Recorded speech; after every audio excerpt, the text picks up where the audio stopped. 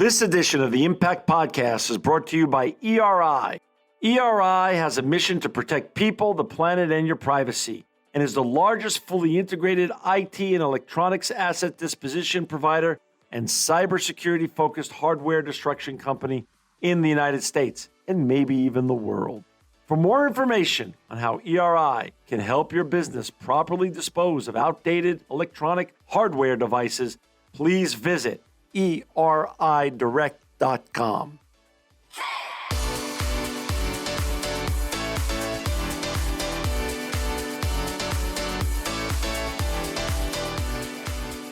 Welcome to another edition of the Impact Podcast. I'm John Shegerian, and I'm really honored to have with us Rich Diviney. He's the author of The Attributes, this book here, which you see, like my audience knows, I'm an active reader and I've marked it all up, and he was kind enough to sign it to me. Rich, welcome to the Impact Podcast.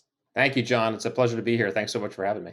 Before we get talking about your new book, which I really, truly enjoyed and got a lot of valuable lessons out of as a leader of our company, I want you to share a little bit about your backstory, where you grew up, Rich, and how you even got here to start with. Absolutely. Well, I'm a New Englander by birth. I grew up in Connecticut, and growing up, I had a nice average childhood. My dad, though, he was a private pilot, so he'd take us flying on the weekends. And I have a younger brother, I have an older sister, but I also have a twin brother. And my twin brother and I were sold on aviation from early ages, and kind of set out to be military pilots. And that was kind of our bent. We had, it could have been the Air Force, could have been the Navy, but the Navy guys landed on ships. So we're like, okay, there's nothing harder than that, right? So, Right. so it was Navy pilot the whole way. It was really the 90s, the first Gulf War, I learned about the Navy SEALs. I had no idea what they were. In fact, back then, very few people knew what the Navy SEALs were. But I began to read books and research, and I was at Purdue University in the ROTC program, and ultimately said to myself, well, I didn't want to be a pilot and wonder if I could be a SEAL. I like the fact that they were kind of in every environment, but especially in the water. I love the water. Growing up on the coast in Connecticut, I just love that idea of making that hostile place your safe haven. And so I decided to go for it. And fortunately, I got selected, and then fortunately, I made it through training. And so became a SEAL. Went through in '96. And went through almost 21 years. I retired at the tail end of 2016, and of course, very kinetic time frame. Deployed quite a bit to Iraq, Afghanistan, and other places. Got to run training for one of our specialized commands, which I learned a lot, and that's really where the impetus of the attributes idea kind of burgeoned. And then since retirement, have been working in the leadership, optimal performance space, and got to write this book. So here I am with you today. First of all, I want to start with something that I've only learned as an adult. First, I want to say, Rich, thank you so much for your service to this great country.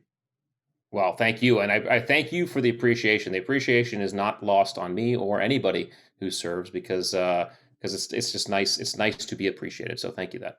What I feel, Rich, and this is just my own humble opinion, we don't thank people like you and other veterans enough. Somehow along the way, there's a gap in America where we forget our veterans once they return. And some of them don't return as whole as you did. Mm-hmm. And that's an ongoing reason why I continue my way of honoring great people like you, is having other members of your fraternity on this show to promote the important lessons that you learned in your life, the entire journey, not just serving to protect the freedom of this great country. But I just want to say thank you again, and thank you for your service.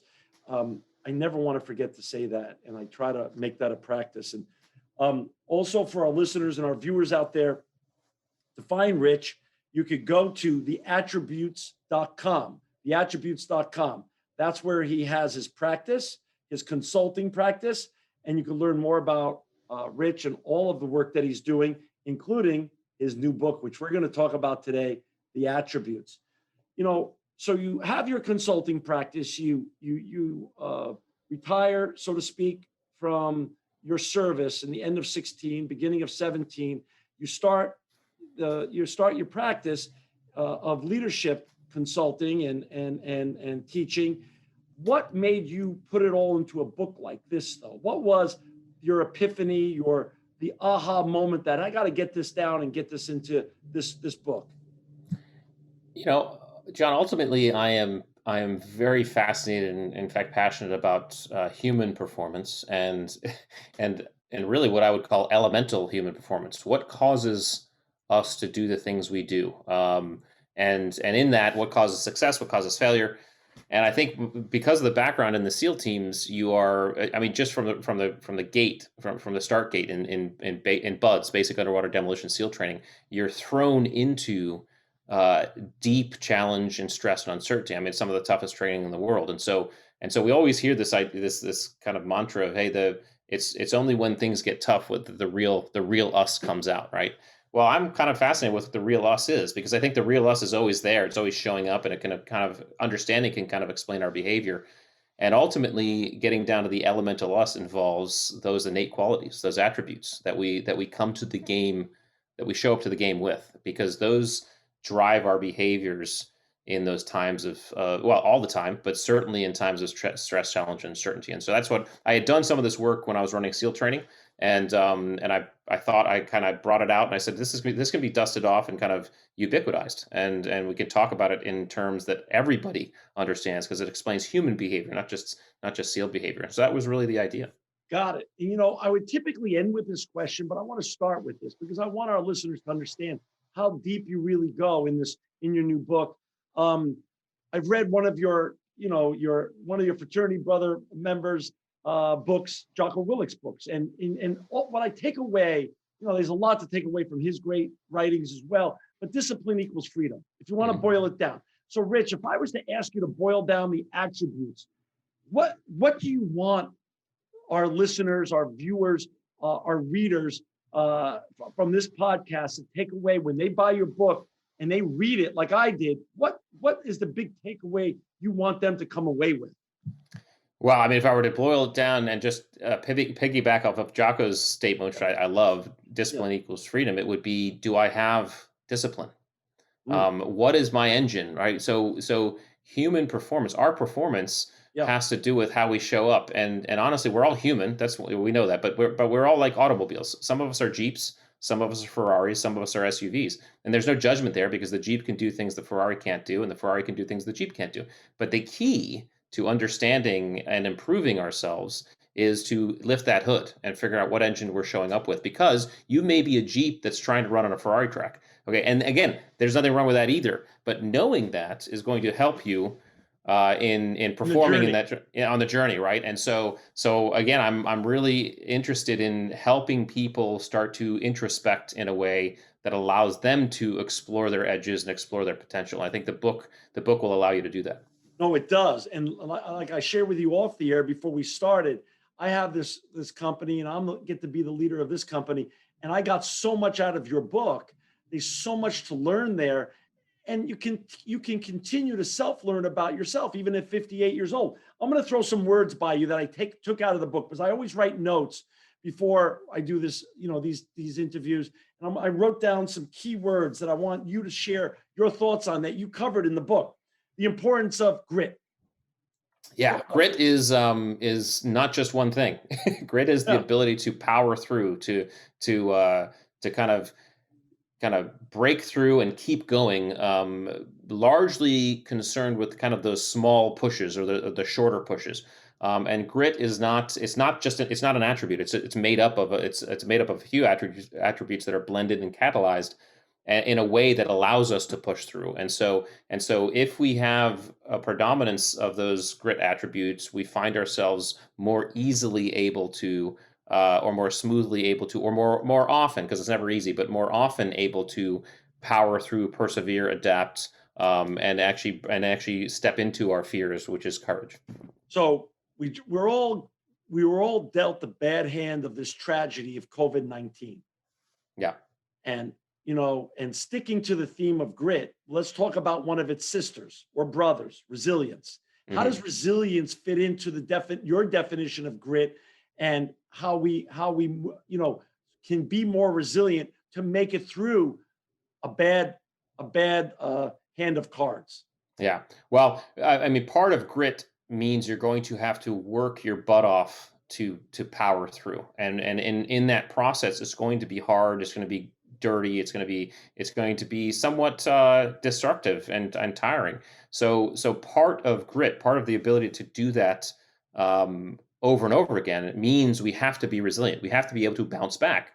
Resilience is the ability to get knocked off baseline and get back to baseline. Right. It's recovery, but it's recovery in the full extent, because if we're unable to recover all the way back to our baseline, then what happens is we generate a delta there. And so if we are at 0, we get knocked down to -10. If we're only able to come back to -5, well, guess what? The next time we get hit with something, our start point is -5, which means we're going to slowly fall into entropy. So to be able to consistently be gritty involves this idea of resilience, which is the ability to bounce back. What I loved is in one of your sub-chapter titles, it said, get knocked down 7 times, get up 8. Yeah, Love yeah, that. an old saying that I pulled. In fact, that the chapter titles were one of the most fun part of the book, actually writing those things. So it was awesome. Right. Empathy, the importance of empathy, Rich. Talk about what you view as the importance of empathy. So empathy is I have it falling under the leadership attributes, because again, leadership holistically, we conflate being in charge with being a leader. They're not the same thing. One is a noun and one is a verb. Right. Leadership is a behavior. Mhm. And it's been my experience, but I really truly believe this with my fullest extent of my being, is you don't get to call yourself a leader. You don't get to self-designate. Okay, it's like calling yourself good looking or funny. All right, you don't get to decide that. Other people decide whether or not they choose you as a leader. You can be in charge, sure. Positionally, you can be in charge, but it's only when other people decide that you're a leader, that you're someone they want to follow, that they look up to you, that you become a leader in their eyes. That is based on behaviors. All right, these behaviors, the elemental behaviors, are empathy, accountability, decisiveness, selflessness, and what's the last one? Authenticity. Right. Empathy is one of those first ones, because empathy is more than just sympathy. It's not I know how you feel, it's I feel how you feel. Can I step into the shoes of another human being and assume and feel what they're feeling? As soon as you do that for another human being, they immediately feel cared about. Okay? And if someone feels caring, if someone feels cared about, they're going to immediately start to form this bond of trust and love and feel and start look to you as a leader. And so as leaders, as people in charge who want to be leaders, we need to always understand this idea that we have to try to feel how those people in our span of care feel, because and sometimes that's harder than it's harder said than done. But oftentimes someone can just simply remember their own pathway and remember how they felt. Listen, so one of the most important jobs of in leadership, one of the most important leadership jobs is parenting, right? And I'm the parents of teenagers, and so I try to, as often as possible, ask myself, how did I feel when I'm in a spat with my teenager? I was like, okay, how did I feel at that age? How did I feel when I was 16? Okay, because I didn't know as much as I know now. That Right. empathy helps, and when I can approach my teens that way, they feel heard, they feel cared for, and it increases bonds. And we can do the same thing as leaders. For our listeners and viewers out there, we've got Rich Diviney with us today. He's the author of The Attributes. You can find The Attributes on Amazon.com, Barnes & Noble, Audible, and all the other great bookstores where you find great books. You could also find Rich on theattributes.com, theattributes.com, and you could contact Rich and hire him for consultancy purposes and other things as well. You know, you talk about leadership, Rich. During this COVID-19 period, The Last Dance was put out by on cable television on Michael Jordan's final year with the Bulls. Yeah. At the end of the 8th episode, he was the only time during the whole series he got emotional. And he said at the end, winning has a price and leadership has a price. Mm. And since you're a leadership expert and you just were talking about one of the elements, empathy, part of the onion that you peel back in this great book, The Attributes, on leadership, empathy is one part. As you said, there's other parts as well, accountability and many others you have in your book, which are so important to think about, and when you're assessing yourself and trying to evolve as a leader. What does that mean to you, though? Leadership has a price. Yeah, I used to tell my junior officers that to understand the job of leadership, you had to accept what I would call the irony of leadership, and that is, if you do your job correctly, you work yourself out of a job, because you create an environment of people who can operate without you, who do better than you, who surpass you. Right? The job as a leader is to build those people in your span of care so they become leaders, they become better than you, and I think that's the price of leadership, because you're conceding your own obsolescence, right? Now there's certainly a price because you're doing that, but there's also a reward because you get to do that. Right, right. When you help people grow, and when people come back to you and say, hey, I loved working with you and under you and for you because you helped me become the person I am today. Man, that is a hugely powerful gift, but ultimately, if you're going to do your job as a leader the correct way, you're going to grow people and grow a team that can outpace you eventually. And that, for me, is probably the price of leadership. Rich, what I love about your book is that you make some great points in terms of tools for us when we're assessing other people's leadership abilities or those we are thinking about following.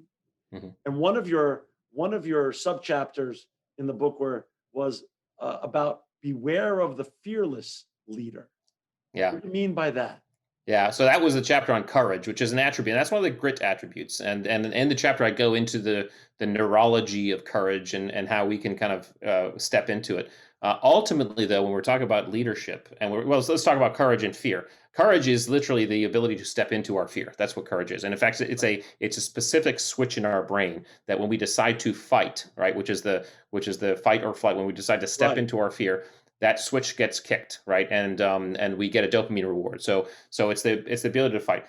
But fear exists for a purpose. Okay, fear manifests itself in human beings because it's telling us there is risk here. Okay, pay Right. attention. There's risk. Okay, Right. so I've always disliked the term fearless because and one of and one of my officers who, when I was a junior officer, told me, he said, beware the fearless leader. He will likely get you killed, because the fearless person or the fearless Right. leader is not assessing risk. That's the bulldog approach, where you're just running into things without thinking. You don't want that. You want to be able to effectively assess risk so that you may responsibly step into it. But if you have someone who is not fearful, beware. I so agree with you, but I just love that you actually put it down and actually explain, as you said, the neurology and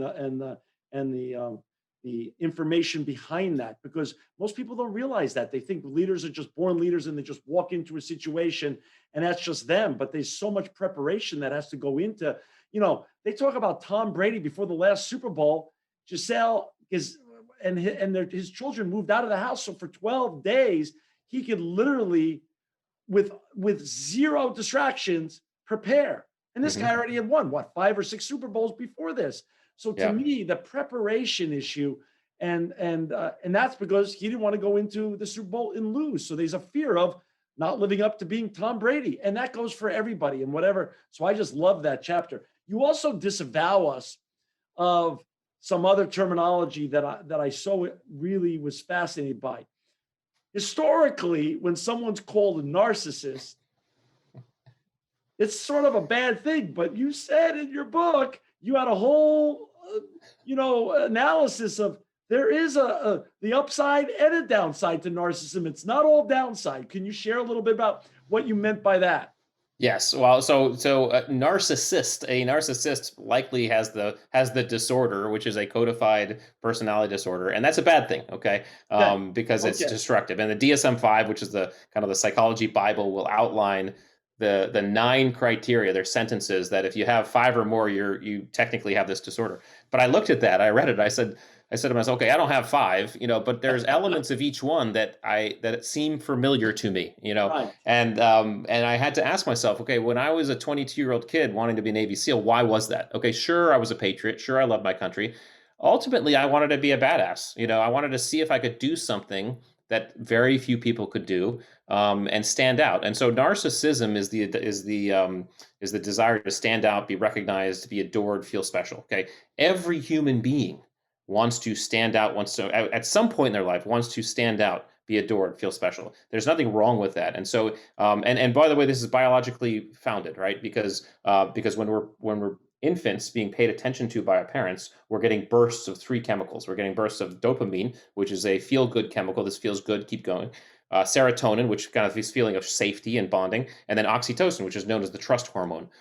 You're getting all three of those pumped into your system when you're getting paid attention to as an infant. Well, that doesn't change when we're adults. It still feels good to get those chemicals. So the idea is sometimes those audacious goals that we set have a little bit of foundation in some narcissism. I want to do something different. I want to stand out. I want to feel special. We shouldn't feel bad about that. We should embrace it. Now, the warning label this all comes with is that narcissism, too much narcissism, obviously is a bad thing, Right. and it's invisible sometimes to see in ourselves. It's like a vampire staring in the mirror. Okay, it's hard to see in ourselves, which means the antidote to Mm, this is mm. to surround ourselves with trusted, loving people who are our grounding wires, who keep us reined in and who tell us the truth, tell us when we're getting out a little bit ahead of our skis, telling us when we're getting a big head, and keeping us in the fold, not the number one. Ah, You can spot narcissists very easily. You just look at the people they surround themselves with.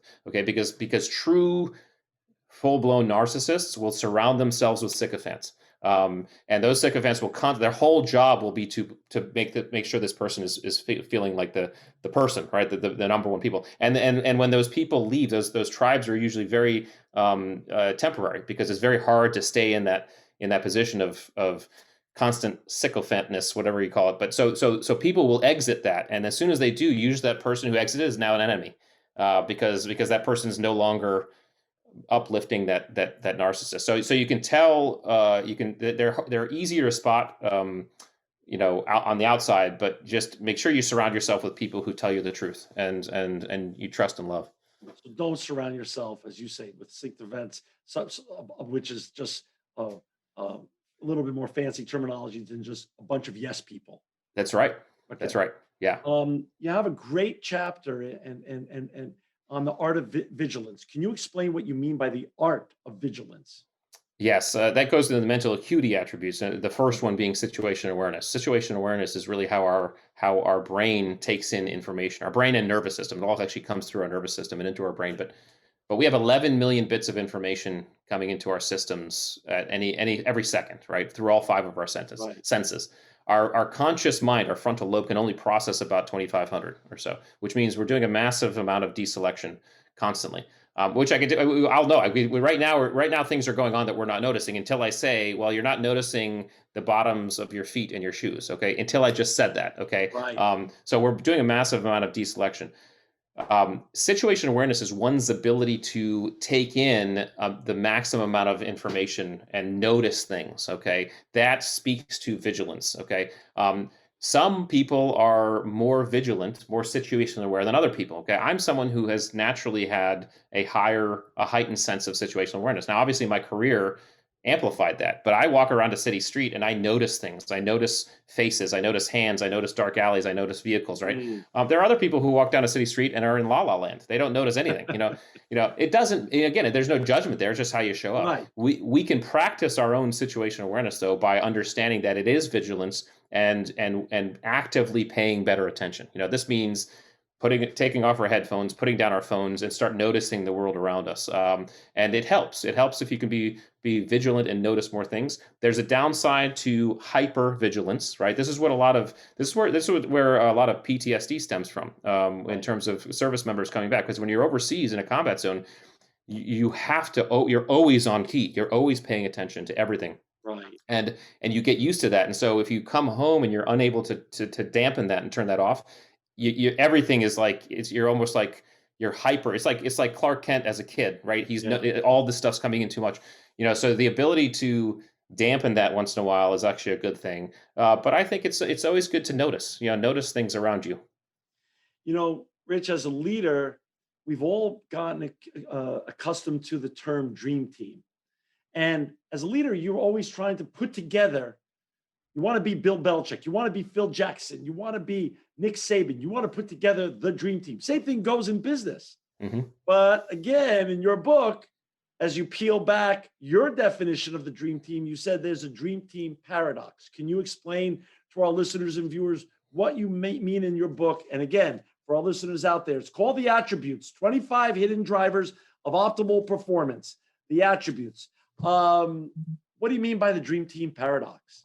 Well, I mean, Nick Saban would probably tell you, Phil Jackson or Bill Belichick would all probably say the same thing, which is if you build a team based solely on skills, the Yeah. best players, it's probably not going to work out very well. Right. There was a behavioral and systems analyst, psychologist. I can't remember his actual title, but I referenced him in the book. His name was Russell Eckhoff, and Right. he's deceased now, but he used to say if you took the best parts of every best vehicle out there, right? So maybe the BMW has the best steering system, the Right. Jaguar has the best engine, Jeep has the best transmission, whatever that is. Take all the best parts from all the best vehicles, mash them together. Right. Would you have the best vehicle on the planet? And the answer is no. You wouldn't even have a car because they wouldn't fit. The parts wouldn't fit together. And he used to say a system is never the sum of its parts. A system is always the product of their interaction. And that the same goes with teams. Teams need to be created not only on skills, but also on attributes. Attributes, those innate qualities, are actually what affect and enable our performance and our ability to handle dynamic, uncertain, unpredictable environments. Well, guess what human relationship is? It's dynamic, it's uncertain, it's unpredictable, right? So it's our attributes that actually enable us to actually cooperate and get along. It's things like humility, it's things like empathy, it's things like accountability, all those things that are working towards us being able to work with other people in a team. So the mistake most people, because skills are so visible, right? We can see them, we can measure them, we can test them. It's very hard to measure someone's empathy or measure someone's accountability or measure Right. someone's adapt. When you're putting together a dream team, if you want a team that actually is able to perform and function when things go south and sideways, you need to put it together based on things more than just skills. You need to look at these attributes. Got it. You end the book with a whole section called values, and it's all the wonderful words that make up values. Can you talk your list of values? Why do you add that into the end of the book? And what do those values mean to you? And what do you want them to mean to the reader of your book? Well, I added the value stuff because I've done a lot of work in the leadership space with values, and ultimately, values drive behavior. Right. What we value is actually underneath, and how we behave can point to what we value. And so, what I recognized was that understanding our values actually begins to help us understand some of our attributes, not all of them, but some of them. So just understanding and going through a values exercise can start to point to some of those attributes that you have more of or less of. And I think it's important because again, we're looking for those elemental things that ultimately drive our behavior. If we want to understand who we are and why we do what we do, we need to understand our behavior. Well, to understand our behavior, we need to look under the hood. Under the hood are things like attributes and values, and that's why I added the values thing because it can start to point a little bit towards those attributes. I love it. And for our listeners and our readers out there, your book, The Attributes, if you want to be the best that you can be, I highly recommend reading this book, 25 Hidden Drivers of Optimal Performance. Rich Diviney, this is a great book. To also find Rich or to buy the book on Amazon.com, Barnes & Noble, you could also buy it on his website, theattributes.com. You can find Rich there. You could hire him as your consultant or speaker. Rich, thank you for sharing your knowledge today and your book today with us on the Impact Podcast. Thank you for your dedicated service to this great country and protecting our freedom. God bless you. Continued success and continued support. And we always welcome you back to the Impact anytime you want to come back on. Thank you, John. Thanks so much for having me. It's been a pleasure, and I look forward to us keeping in touch. This edition of the Impact Podcast is brought to you by Engage. Engage is a digital booking platform revolutionizing the talent booking industry. With thousands of athletes, celebrities, entrepreneurs, and business leaders, Engage is the go-to spot for booking talent for speeches, custom experiences, live streams, and much more. For more information on Engage or to book talent today, visit letsengage.com.